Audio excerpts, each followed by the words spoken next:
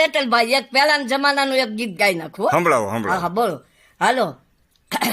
મારા વેવાઈને શેરે સાકરે અમારે મસકાળા જાનૈયાનો માય ઝાલર વોને ઝુમણા મારા વેવાઈનો માંડવો હા કરો મસકાળે જાનડીયોનો માય ઝાલર વોને ઝુમણા.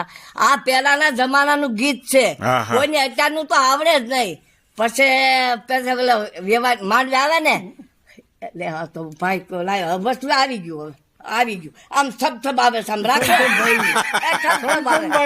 થપ આવે છે. આવડે નહીં.